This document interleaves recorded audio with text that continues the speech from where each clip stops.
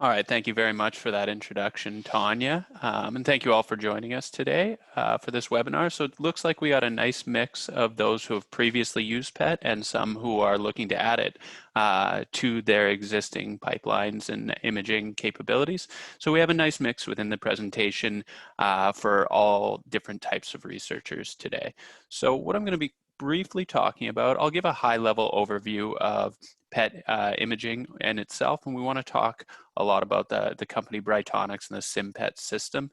And then the presentation will go a little bit more technical, more for the seasoned PET users to talk about the technical specifications and performance capabilities of this system, and then how it can integrate in with MRI and specifically the Aspect M7 compact MRI system. And then of course it is an imaging presentation, so we want to look at some images and take a look at SimPET in action. So we'll save that until the end.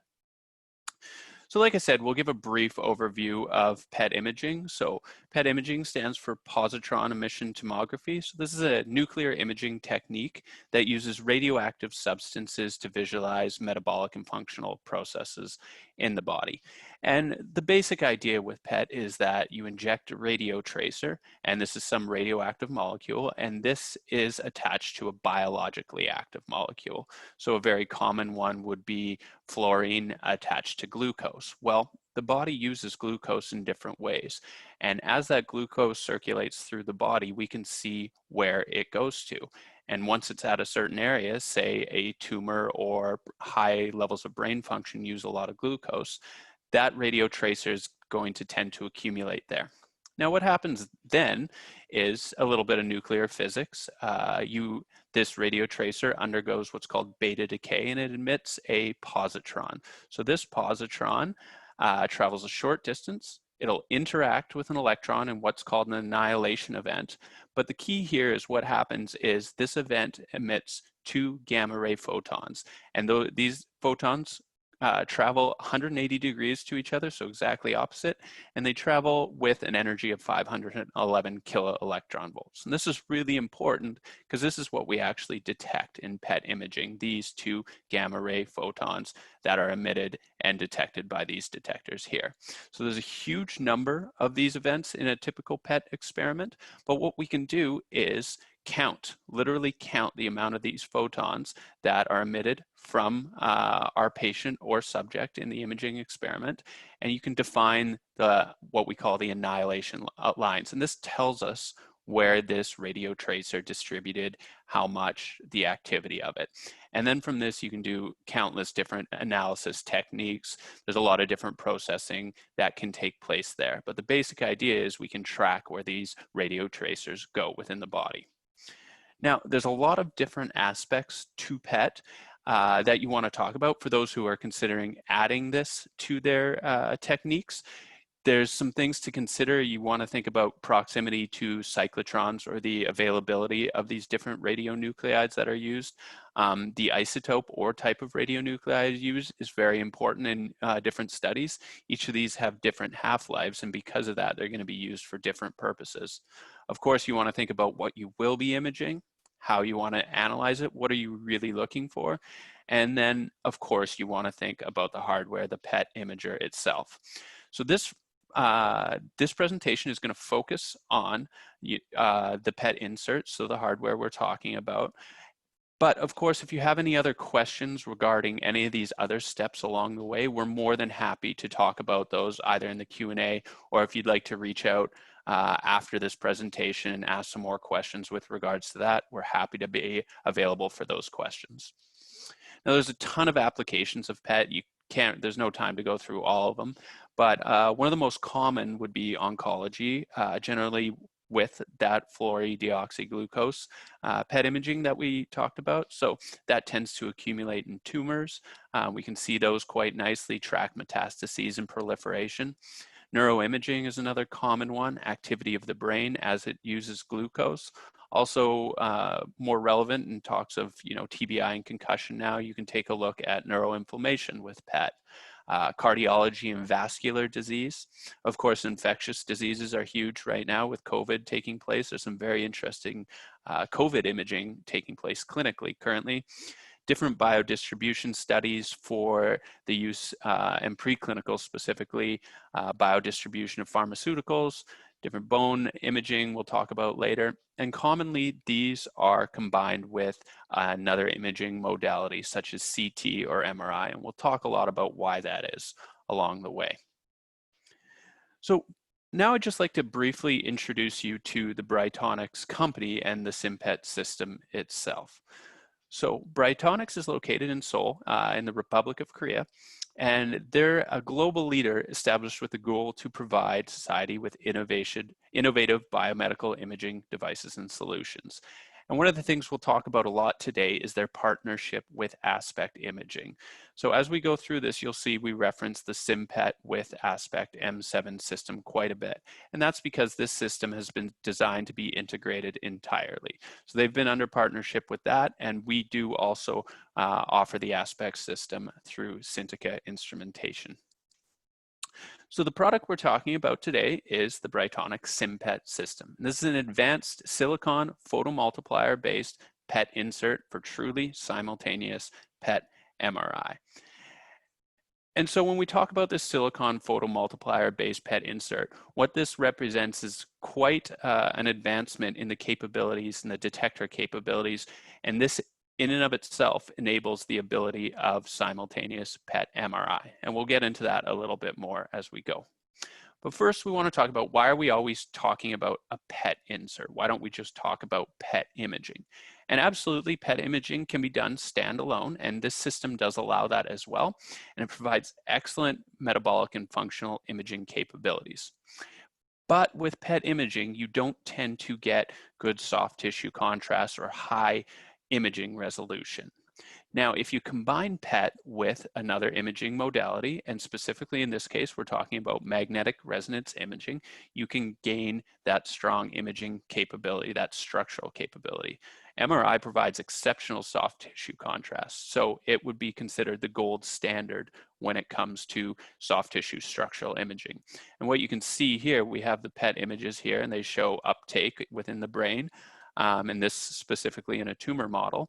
And then you see the exceptional structural imaging capabilities of MRI on the far right there. Well, if you fuse these together, what you're able to do is get both of that information, and you can localize this metabolic and functional activity. So it provides a really, really diverse set of information that you can combine, and you have just tons and tons of imaging information when you combine them together.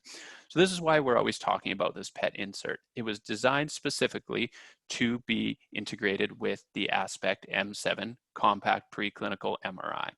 So this system together represents the world's first complete and most cost-effective permanent magnet simultaneous PET MRI solution. So it has exceptionally high image quality, and as I said, both of these systems can be used simultaneously or in standalone operation. So if you have the SimPET or the M7, they can be used separately. They don't have to be used together, but together they provide an exceptional value. Within this, and we'll speak a little bit more about this in the technical capabilities, there's mapped MRI-based attenuation correction, which is really important for accurate PET reconstruction.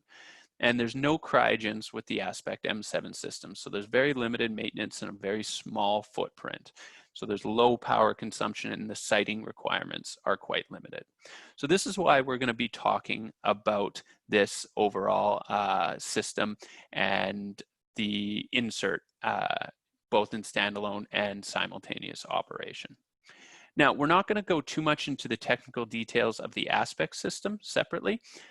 If you do want to take a look, we did recently have a fantastic webinar done by Dr. Robert Lenkinski, and he talks about all the different roles for this preclinical scanner in different imaging research. So there's a link available here.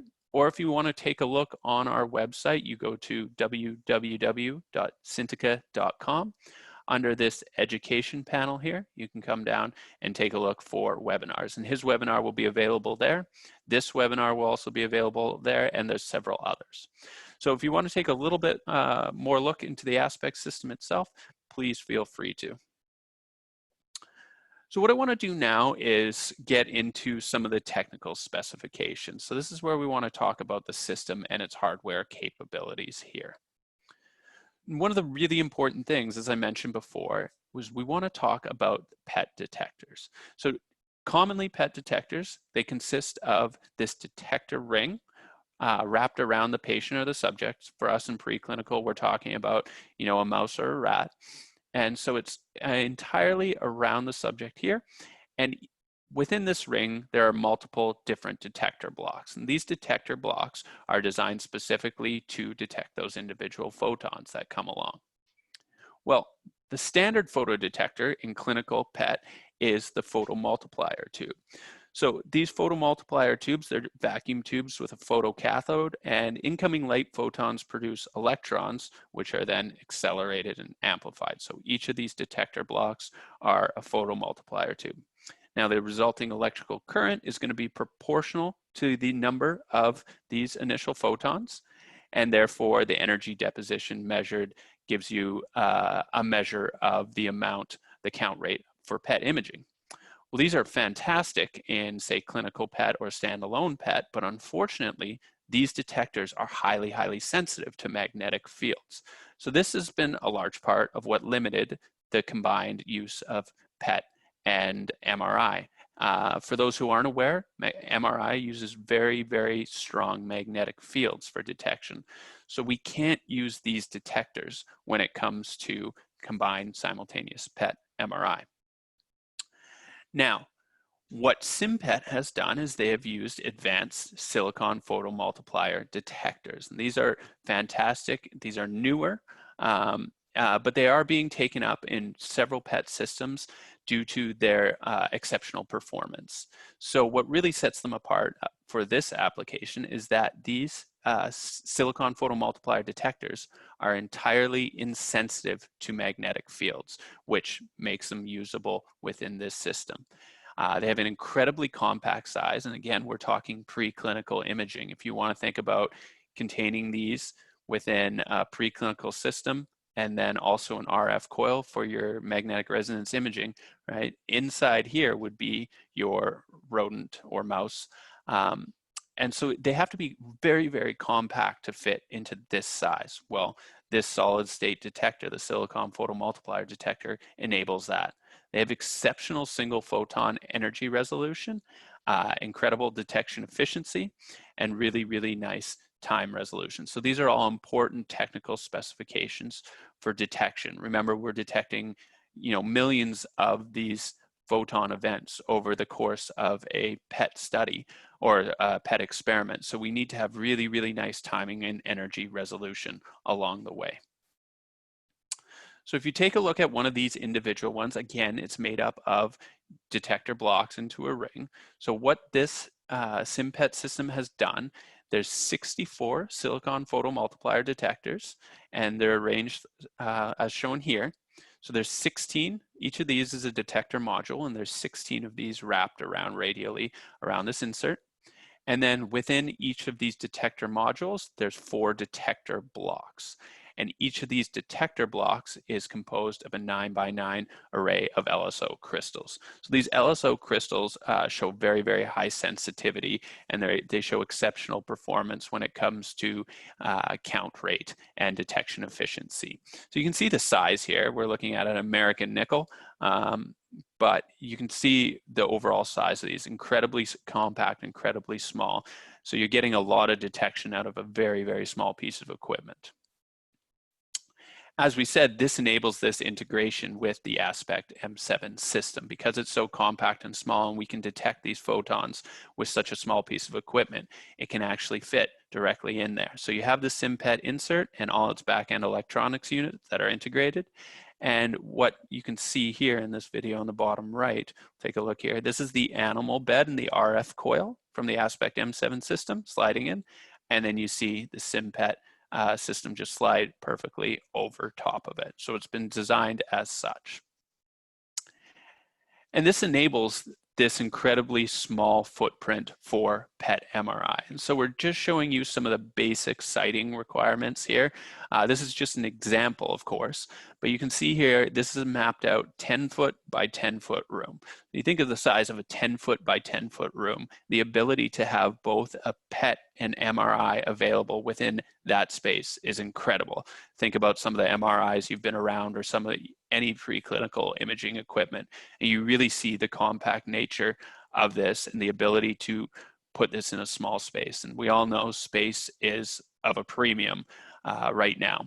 This is also very capable of moving in behind different barriers. So if you're working in a barrier where, you know, BSL-3 or BSL-4 barrier, this would be the only system capable of operating behind those barriers that's commercially available right now. So you see here, this would contain all the electronic cabinets, the workstations, as well as the system. Now, of course, something to think about for those who are considering adding PET to their existing imaging, there are some siting requirements when it comes to any sort of radioactive materials, and that would have to be dealt with on a case-by-case basis. But again, those are things, feel free to ask us questions and reach out to us, and we can help you with any of that information. So there is a graphical user interface that comes along with the SimPET system, and it's all integrated again so that you can do both simultaneous and standalone options. Intuitive to use, quite simple. So you have real-time count rate monitoring, which is excellent and nice to be able to do. Different data acquisition capabilities, whether it be list mode or SIM mode. You can do inline and real-time image reconstruction. And there's some standard quantifications, SUV being the standard uptake value being one of the most common for those who have done PET before. And some really nice features that come by integrating this system together are the PET MRI geometric calibration. So what that means is these images are going to be registered in the same space. They will already be overlaid for you. And for those who haven't done this before, or those who have, you know, there's a lot of work that can go into that if these are not done by the system itself. So it's really nice to have that done. And another really important thing here is that this system has built-in MRI attenuation correction when used in conjunction with the aspect system. So attenuation correction, for those who aren't familiar, is probably the most important image correction. And what happens when these gamma ray photons are leaving the subject or the body? They encounter various tissue types. And if you think about it, the way a gamma ray photon might, or any photon, would interact with bone and muscle or fat, it's going to be very different. And this is going to cause some scattering or some changing of the path of that photon. Energy changes as well. So this is really important because this needs to be corrected for. So with the MRI-based attenuation correction, you can use various pulse sequences to map out the different tissue types and then correct for that attenuation in real time based on that tissue type. So that's really, really important to have, and really convenient to have that already built in with the system rather than putting multiple systems together and having to come up with your own system for this attenuation correction.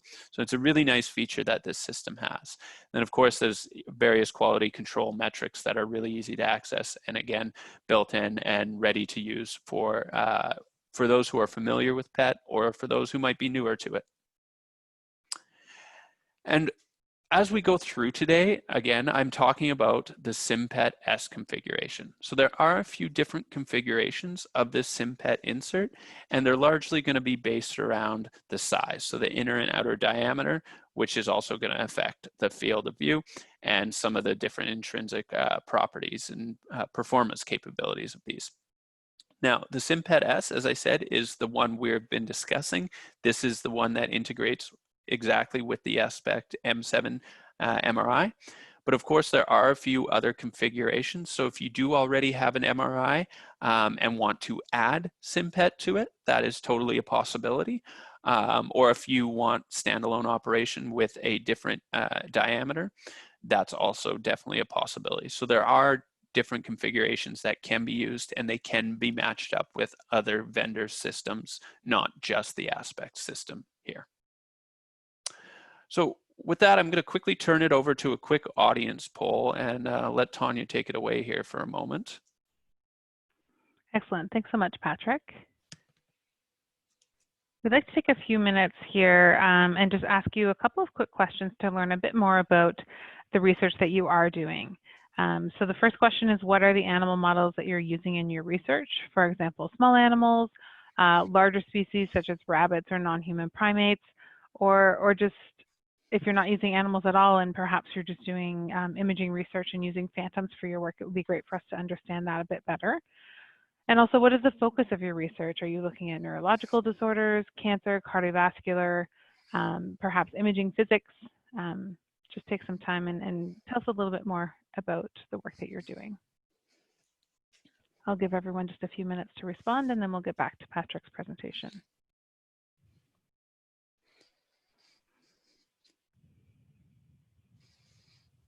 Excellent. Thanks everyone for taking some time. We've got a lot of people doing small animal work, but some with larger species and also some using phantoms.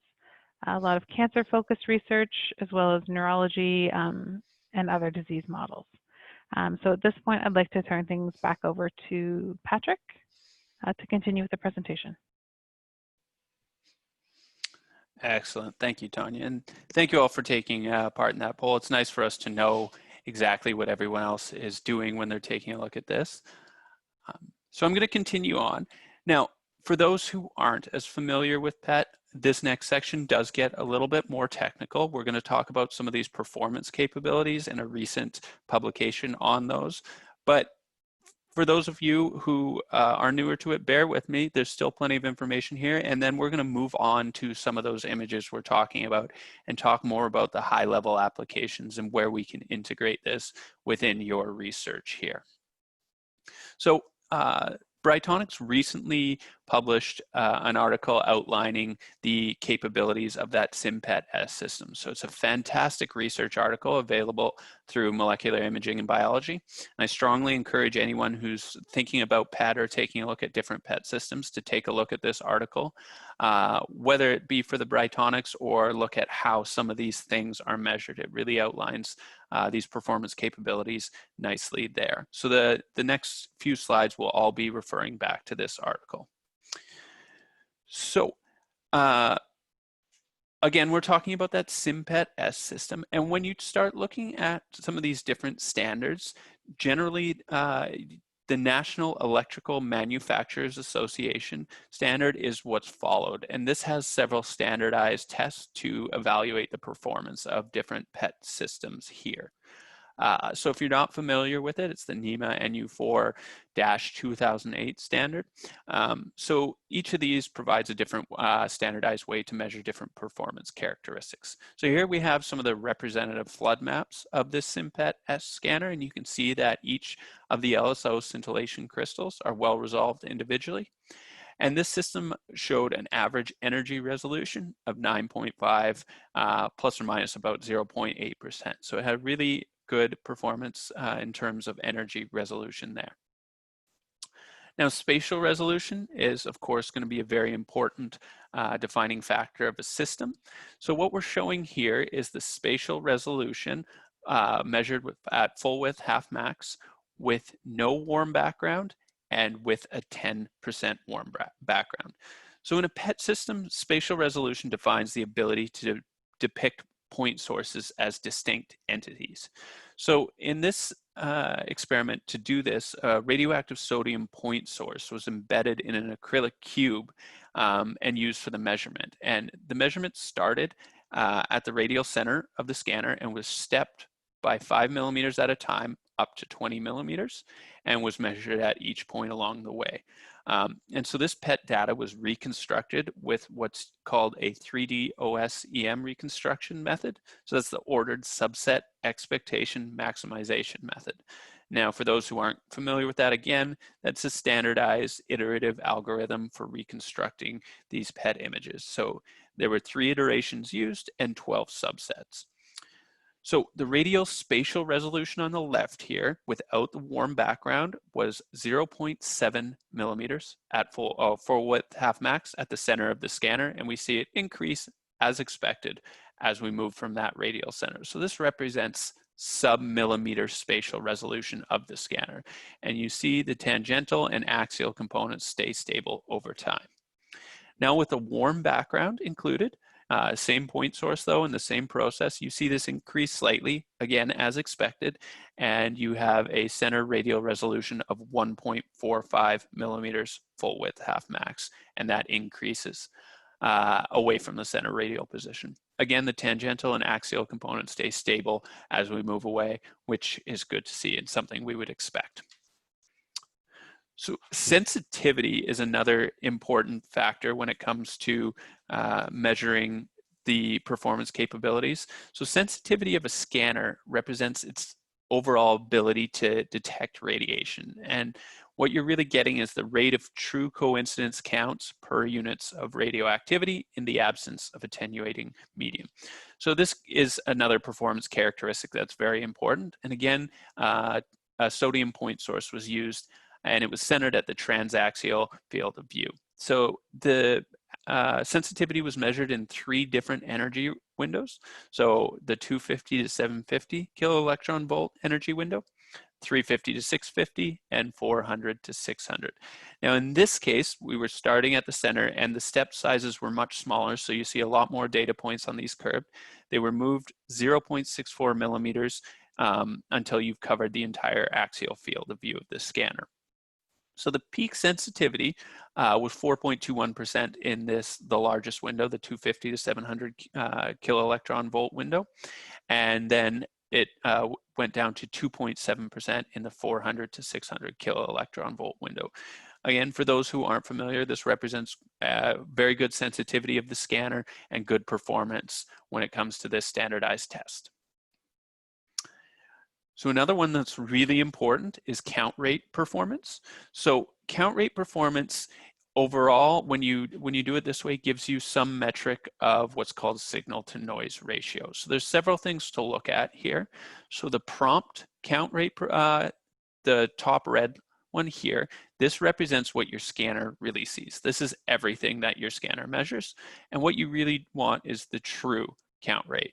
And to get that, you remove the random and scattered coincidence events from this prompt count. Now, we're not going to go too far into exactly what that means, but suffice to say, it removes some noise from it. And what you get is what's called NEC, or noise equivalent count, or count rate. So this, again, like I said, gives you a metric of signal to noise ratio. So here we're showing this in the 250 to 750 kiloelectron volt energy window. But if you take a look at the publication, they've done this for all 3 energy windows again. And so for the noise equivalent count rate, the peak was 151 kilocounts per second at 38.4 megabecquerel. So that's the measure of activity. And the peak true count rate was 265 kilocounts per second at 59.7 megabecquerel. And the scatter fraction was 22%. So again, representing very good count rate performance for the system. Now, another standard quality test is the NEMA image quality phantom, as shown here. So the default reconstruction parameters were used according to the standards, and the uniformity was 4.42%, and the spillover ratio was 0.14. And again, there's plenty of information. All of this is contained within that publication. So if you want to dive a little bit deeper into each of these things, feel free to take a look there. Now the hot rod phantom is another one, a standard used here, and this is a really easy one to visualize what's going on, even if you're not sure of some of these different PET parameters. So in this hot rod phantom, a radioactive source is placed within each of these rods, and they have various diameters, as large as 2.4 millimeters, and then you go all the way around down to 0.75 millimeters. So those are the diameter of each of these rods, and the spacing between these rods is twice the diameter. So this really gives you a visualization of what point sources you can resolve using different algorithms, reconstruction algorithms, and a different amount of iterations for the algorithms. So you can see here on the top in A, we use that 3D OSEM algorithm, and then in B, we're incorporating the 3D OSEM with a point spread function. Again, for those who aren't familiar, this is a standard reconstruction technique in PET imaging. So you can see after 32 iterations, the 1 millimeter rods are well resolved here. You can distinctly see the space between it, and even the smallest 0.75 millimeter rods, you can relatively well see and resolve some of those. So if you think about the size, that shows you an excellent image and energy resolution that you're able to resolve with this scanner and with these reconstruction algorithms. And then, of course, we want to talk about how this is going to integrate with that aspect M7 MRI and talk about the compatibility. It's really important when you have these systems to test them working together. You want to see, does the RF coil cause some interference or interfere with the count rate or cause some sort of attenuation of these gamma rays, or does the radioactive detection units, are they going to cause some problems with the uniformity of the main magnetic field or the MRIs here? So there's a fair bit of information on this slide, but I want to walk you through it carefully because this is really important to see how this works. So these are images of a uniform corn oil phantom, and they've been scanned with various pulse sequences here. So this is a 3D gradient recalled echo, a T1 weighted spin echo, and a T2 weighted fast spin echo. So these are standard structural imaging pulse sequences for MRI. And what you see here is we see this without the PET insert in at all, the PET insert in the system but turned off, and the PET on. So this is operating, measuring something here. And over here you see bar graphs representing what we see here. So we have this signal to noise ratio, and what we want to see is this stable all the way along here. So without the PET, with PET in but turned off, and with the PET on and running. And you see they are very, very stable within each of these different pulse sequences for SNR.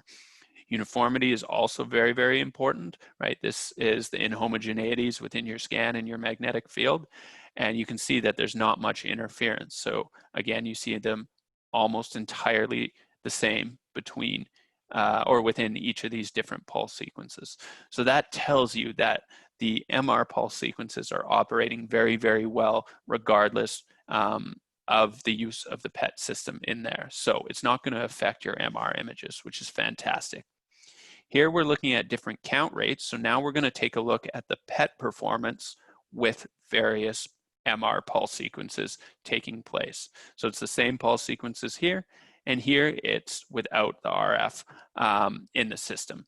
So this is intrinsic count rate. So this is just the count rate with no radioactive source placed in the system.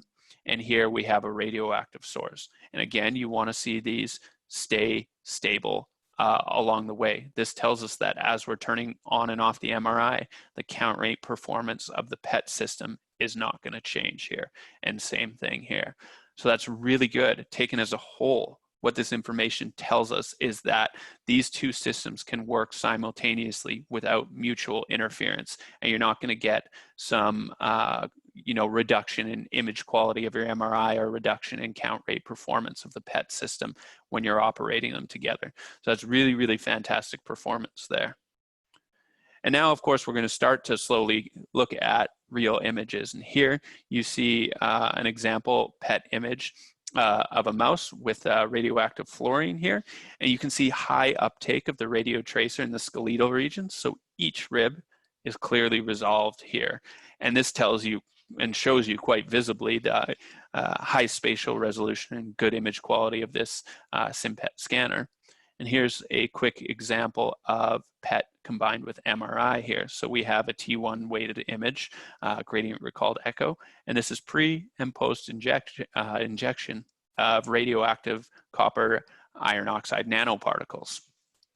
And then here, this was 10 minutes after injection, and you can see the signal intensity in the abdominal aorta is increased, and it has really good spatial temporal distribution of this imaging modality. So you can see how these line up and give you plenty of information. The MRI alone doesn't give you all the information you need, and without the MRI, you might not be able to localize this quite as well here. So you see how that combination of information really provides, an excellent addition to your studies there. So before we get to the SimPET in action, we do have one more audience poll for you. So I'm going to turn this back over to Tanya for one of these, and then we're going to go through a few examples of how this SimPET has been and can be used potentially in your studies.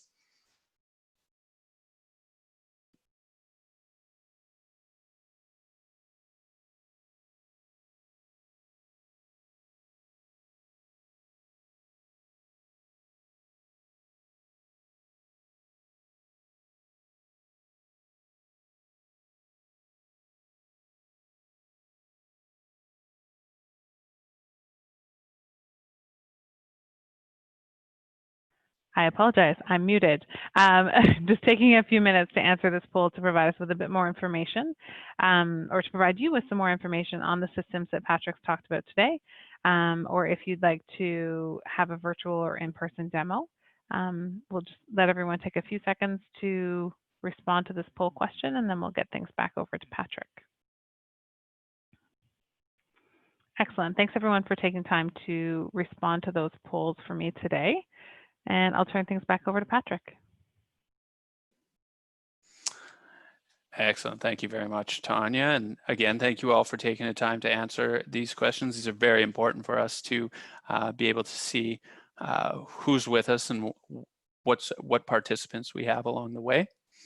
So let's just go a little bit forward. So of course, I'm a big imaging nerd, being with my background, so I like to actually get into some examples of what this can do and what it means too, right? Images are great, but what are we actually taking a look at? We talked a lot about how PET can be used in oncology, and this is a fantastic example of this. So here we have T2 weighted fast spin echo, so these are your MRI images, and on the far right, we have FDG PET. And so it's measured with standard uptake value, which is, the brightness is going to associate with the amount of radio tracer being taken up. Now, this was a really, really interesting study because when you take a look at tumors, hypoxia and aerobic glycolysis are well-known resistant factors for anti-cancer therapy. And so hypoxia will promote aerobic glycolysis, and that's a metabolic state where tumors will preferentially utilize glucose over oxygen. And that's actually what we're seeing here, right? FDG PET, it's attached to glucose. And so this tumor, as it's using glucose preferentially for metabolism, you're going to see this light up as this radio tracer localizes to that tumor. Now, in this study, they were looking at the effect of tumor-associated macrophages. So TAMs are immune cells, and they're recruited to tumors, and they've been heavily implicated in different factors, both in tumor growth and the immunity of the tumor microenvironment. So the exact effect of these TAMs is still up for debate. And what they wanted to look at is the effect of TAMs in aerobic glycolysis. And here, there was a treatment that reduced tumor-associated macrophages, and what they saw was a reduction in aerobic glycolysis. So they were able to actually, reduce hypoxia and aerobic glycolysis by reducing the amount of these TAMs, these tumor-associated macrophages. And you can see that very visibly on this image here. And when you localize it, you get a very, very nice image of exactly where this is taking place. It's quite homogeneous to the tumor. So a really, really interesting example of how one might use this in oncology, and some creative ways to use PET MRI imaging. Of course, it's not just limited to oncology. There's countless different ways to use this. This is a really interesting model in a mouse model of inflammatory arthritis. So you can use PET imaging, again, depending on the radio tracers. This is again FDG PET, but you can actually map out inflammatory signals in something like inflammatory arthritic mouse models. Here, this would be an example where you probably actually could use this as a standalone option and localize it quite well. You see it in the hind limb of this mouse model where you see different inflammatory processes taking place, but it's even better when you localize it. And while my background is MR, and it pains me to say it, this is an example of why you would need something like PET. You cannot spot this on an MRI. There's nothing that's going to show you this inflammatory processes on standard structural MRIs. Now, don't anyone tell my boss that I ever said that. Now, this is another really nice example of multimodal PET MRI with different iron oxide nanoparticles and different core sizes. So, without going into too much detail, different core sizes of nanoparticles heavily affect their biodistribution, where they go, all those sorts of things. So this was able to track the biodistribution, which is really important for different pharmacological studies and different things. You want to see exactly where they go. And then you could see with different core sizes, the distribution is quite a bit different post-injection 1 hour. And this again really highlights where you might want to add additional MRIs to this to localize this signal quite well, see exactly where these different nanoparticles are going within the body, because that's going to affect their function largely. So a really important application of that. And one of my favorite applications, this is a fantastic paper that is available in the Journal of Gastric Cancer, and this is the last example we'll go through. But a really, really interesting example, because this is one that might highlight where you would use PET MRI over something like PET CT. I know we haven't talked about PET CT much, but it is widely used, and it is a very effective tool under certain circumstances. But again, they're going to have different strengths, and this is an example where you would use PET MRI over PET CT. So gastric cancer is a particularly aggressive and difficult cancer to treat. Prognosis is not very good for patients suffering from gastric cancer. Now, additionally, it's very, very difficult to image gastric cancer because it's contained in soft tissue, and it's very difficult to determine the tumor from surrounding tissue. CT would not be able to resolve that for the most part, whereas using MRI combined with this PET, you can clearly resolve this tissue against some of the other soft tissue surrounding it. So it really lends itself to the proper application of PET MRI, where you can localize this gastric tumor really, really well. And it's quite obviously different against the other soft tissue background. So that's one of my favorite applications of this, and a really nice visualization of why you might use PET MRI over some of these other techniques. So just to sort of bring this all together in summary before we talk and have this Q&A here, we gave a brief overview of PET as a whole, and I introduced you to Brightonix and the SimPET system, and then we went through some of the technical specifications and performance capabilities of those, and talked about how this could be integrated really nicely into that Aspect M7 MRI, and of course it can be integrated into various other systems. And then we took a look at some of these different SimPET opportunities in action. And hopefully that brought up some questions and thought processes that we can come to in the Q&A as to how we might be able to use this in other research, or how you might be able to integrate this into your research. So with that, we'd like to open up this question and answer session. So I'll turn this back over to Tanya for the time being, and we'd like to hear questions from you and see what you have to say here.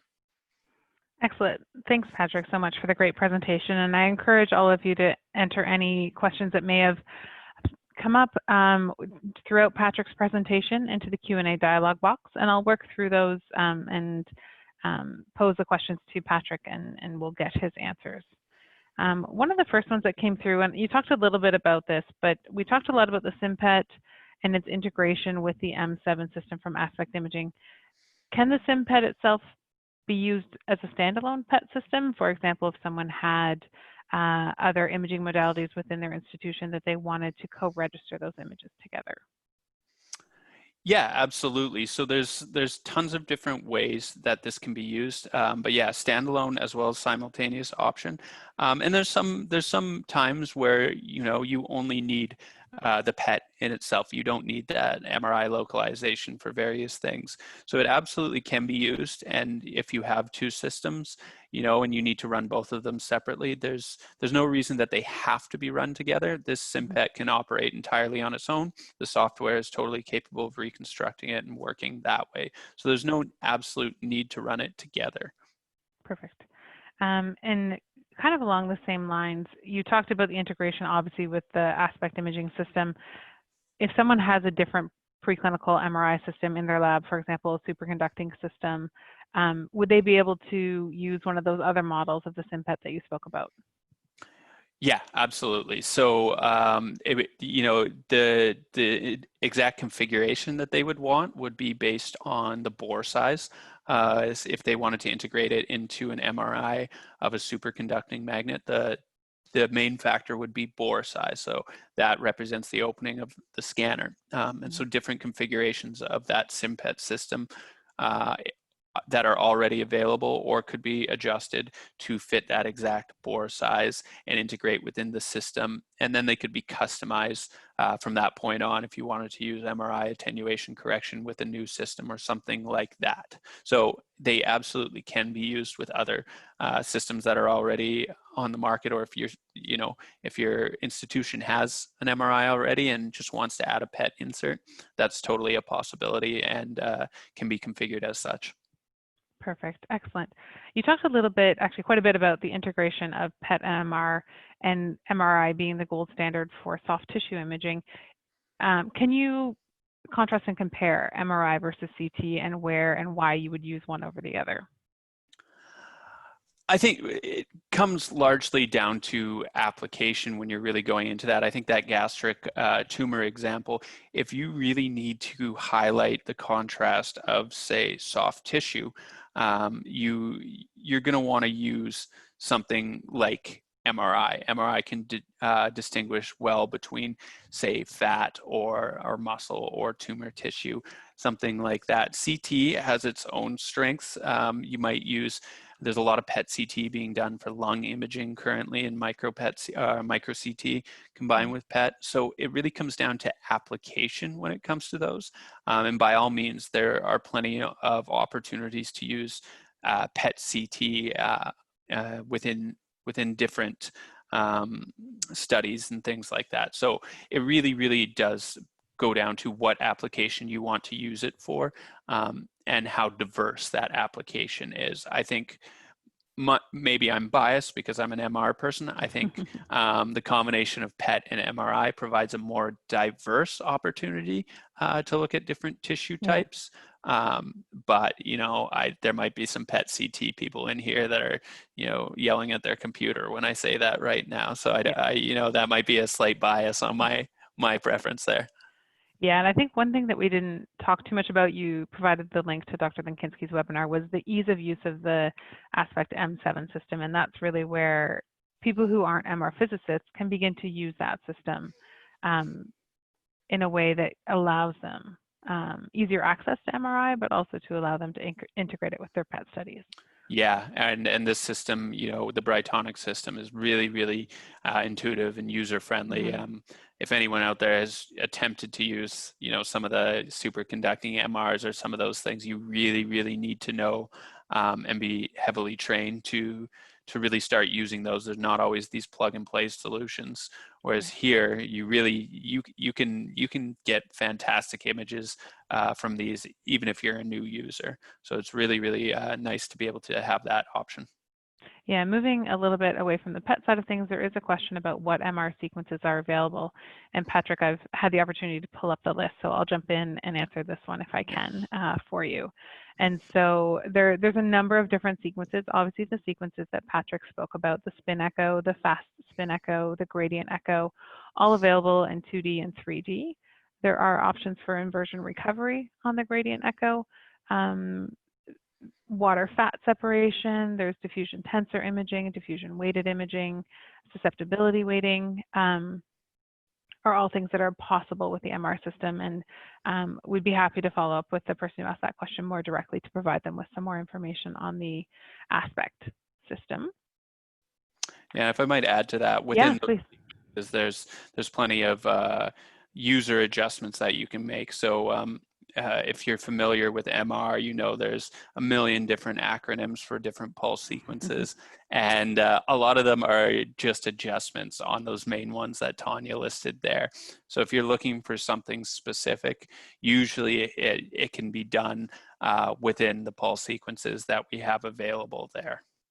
Excellent, perfect. And then it looks like we've got one last final question. So if there's anyone out there that wants to ask some questions, feel free to pop them into the Q&A dialog box because we do have a few extra minutes.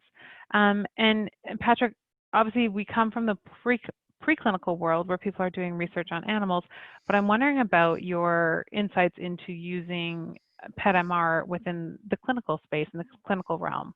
And if you have any insights there on what's maybe being done for COVID or for other clinical applications these days. Yeah, so my background is more neuroimaging, and I'm very interested in the ideas of PET MRI. And there's some really interesting ones, if I'm speaking to my background in the world of brain injuries and neuroinflammatory effects for neurodegenerative diseases. There's some really, really cool stuff where you're taking a look at activation of different neuroinflammatory effects. There is some interesting imaging taking place. I don't know the exact radio tracers being used, but to look at inflammatory effects in the lungs in COVID currently, which is really, really interesting and also a little bit terrifying. So there's some fantastic uses there. Now, of course, one of the advantages in the preclinical world is you don't have to worry quite as much about that radiation exposure to your mice as you would do to patients. So with PET, of course, right, you want to, well, with any nuclear imaging technique, you sort of go by the ALARA principle, and you want to reduce the radiation exposure as much as possible. So unless absolutely necessary, you generally in clinical applications, you tend to shy away from the radioactive sources. Perfect, excellent.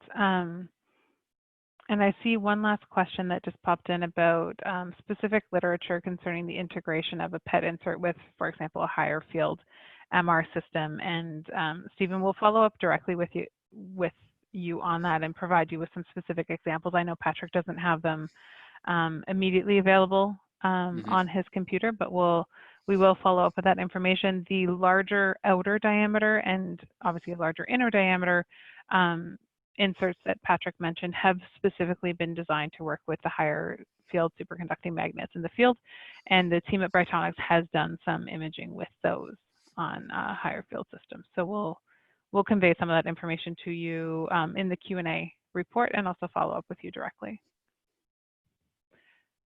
I'm going to give everyone a couple more seconds here if there's any last minute questions to type them in the Q&A dialog box. But for now, I'd like to thank Patrick for his presentation today, as well as taking some time to address the questions that you brought up throughout the presentation. I do trust that we've been able to provide you with a bit of information about the SimPET insert, as well as Brightonix, and how it may be integrated with that M7 system from Aspect Imaging and other superconducting magnets that you may already have located within your imaging facility. If over the days and weeks to come you have further questions about the inserts, please feel free to reach out to us here at Scintica, and we'll be happy to discuss them further. I would welcome the opportunity to discuss your research goals and how PET MRI and perhaps other imaging modalities may be able to help you reach them. Thanks again for taking the time to join us today, and we look forward to seeing you at a future Scintica Instrumentation event.